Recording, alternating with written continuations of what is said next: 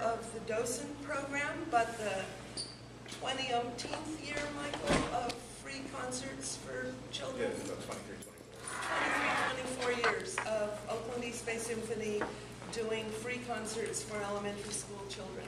The 4th year of the Docent program, which is growing every year. This year, 154 classes have signed up to come to the 6 concerts. And of that, 129 teachers have asked for a docent to come to their classroom. So we need you. Thank you. It's really important. Thank you for coming, and the Symphony has for you some Numi tea as a gift for being here this morning. Numi is one of the sponsors of the Oakland East Bay Symphony, and they say thank you too. And I'd like to introduce Beth Vandervennet, who is a cellist with the Symphony and runs the Muse program and helps with the Docent program and we keep adding and to the title. More and. And on the Docent contact list, I put Beth's email in bold and mine in bold. If you have questions about anything, call me first, Beth second, and see if you need more information. So I'm going to let Beth introduce Michael. Okay, yes, I think we all know who this is, but before we introduce Michael and get going, basically what we're going to do, Michael is going to give a presentation about the music, and then he's going to skedaddle out of here and go and conduct Sac Phil this afternoon. I'm going to talk about interacting with the students a little bit. Michelle is going to wrap up some finer points, and then at the end, we're going to open it up to questions. And people who've done this before, if you want to share some of your experiences, some disastrous moments, some great moments, please be ready to share that at the end. Without further ado, we'll have Michael talk to us about the music. Michael Morgan. This year the music is actually kind of straightforward to talk about because we centered everything on Carnival of the Animals. And Carnival of the Animals, if you did our CD have only the music and no narration, right? No narration. No narration. Right. Which gives you a chance, if you wish, to listen to some of the versions that have narration. They might not be exactly our narration that we're using, but if you wanted to add that in about a piece or two in your presentation, just to give them an idea that they'll hear a narrator talk about the animal, and then they'll hear the piece about said animal. That's the centerpiece, and we built out I built out the program from that is using the instruments that are in Carnival of the Animals. We're going to do at least one movement, maybe a couple movements of a Vivaldi Piccolo Concerto. Not because Vivaldi Piccolo Concertos necessarily are about animals, but piccolo music always suggests birds, and so that's why I decided to use that. And I knew I'd have a flute there for the Carnival of the Animals.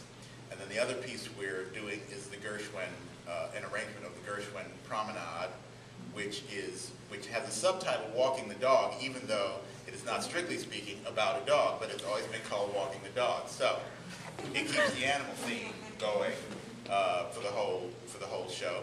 It's mostly about the clarinet. Of course, there's a clarinet in the Carnival of the Animals also. Now, the surprise piece, which you don't know, because I don't know, because none of us knows what's going to happen, is that Ward Spangler, who is our percussionist, who's also playing in the Carnival of the Animals, I've asked him, he also composes, especially pieces for children, he's going to come up with a piece, an animal-related piece, for percussion. So there will be a little percussion demonstration also. And that way we've taken the orchestra, which is strings and 2 pianos, a flute, clarinet, and we've used all the various component parts as soloists. The 2 pianists are obviously soloists in Carnival of the Animals. So my suggestion to all of you is that you really speak more in terms of your own personal reactions to any of these. I think that's far superior than talking about what I think about any given piece, not to mention, as I say, you can use one of the previously done narrations as a help, but it's really more important that you put these things into your own words and you have your own reaction. And of course, there's also the possibility of, that I want to suggest the possibility that if you had time to, and you wanted to slip in an extra piece of music that is not on the program, that for some reason suggests an animal to you, and have them actually guess what animal you're trying to suggest to them, that's a way to get them to think about how they should be listening in this concert to the sounds of the orchestra and what animals do the orchestra sounds suggest. It keeps things really pretty wide open and oral as opposed to visual about the animals.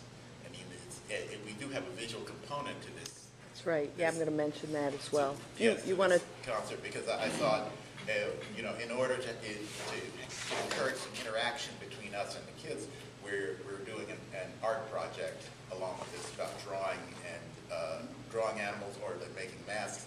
And we made a little contest, and we took a little money from the conductors fund to give a little prize at each concert to a school that wins our little art contest about animals. So it was a way to get another level of interaction with the children. But you can really be pretty free about that and go, I always like to go music first and then what animal do you hear, you know, in that direction, particularly if you decide you're going to take an extra piece that suggests an animal to you and let them guess about it.